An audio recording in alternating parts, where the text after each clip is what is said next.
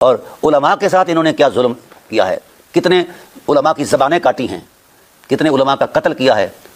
قصور کیا تھا کہ وہ صاحبان علم و عرفان تھے اور دین سے وابستہ تھے، ہر دیندار کے وقار کو مجروح کرنا ان کی ترجیحات میں شامل تھا۔ تو اس طرح پھر معاشرے چلتے ہیں۔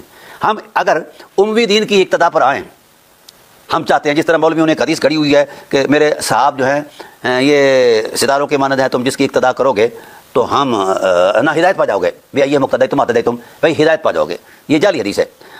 اب اگر کوئی بادشاہ سلامت کی اقتدا کرتا ہے اور اپنے تسلط اور اپنی جارحیت کے ساتھ اہل بیت کو گالیاں دیتا ہے تو کیا خیال ہے غیر مسلم جو ہیں اس بات کو قبول کریں گے، اسلام کی طرف آئیں گے؟ نہیں آئیں گے۔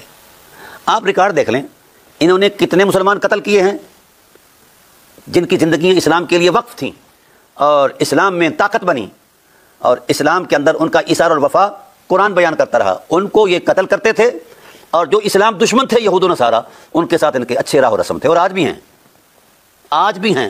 ہم نے مارگریٹ تھیچر تک کا سارا مطالعہ کیا ہے کہ پس منظر کیا ہے، پیش منظر کیا ہے۔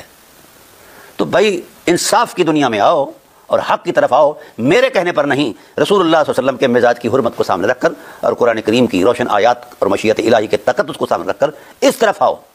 یہ جو جیلے میلے کیے ہوئے ہیں، حادثہ خلط ملت، ہاں جی، ہر ایک کے لیے جناب والا صحابیت کے برقع کے اندر اس کو چھپا کر جناب والا جو حرمتوں کی پامالی ہوئی ہے اس کی نشاندہی اگر کوئی کرتا ہے تو وہ جناب والا قصوروار قرار پاتا ہے۔ یہ کیسے ہو سکتا ہے؟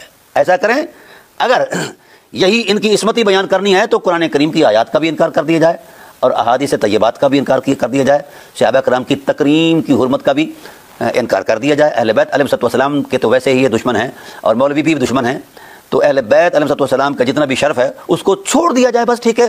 پھر جتنی آیات تمہارے لیے بچیں اس پر چلتے رہو۔ ایک بھی آیات کا کوئی حرف اموی دین کی تائید میں تو کیا، نعوذ باللہ من ذالک، خیال بھی نہیں کیا جا سکتا کہ مطلب اموی دین اس کے قریب سے گزرا ہو۔ اور آج کل اموی دین ہی کا فروغ ہے اور بنو امیہ کے ہی جناب والا عرس بنائے جا رہے ہیں اور انہیں ہی دین کا سارا اثاثہ قرار دیا جا رہا ہے۔ یہ ہے ملا اعظم کی وہ جہالت جس پر خود جہالت کو بھی رونا آ رہا ہے۔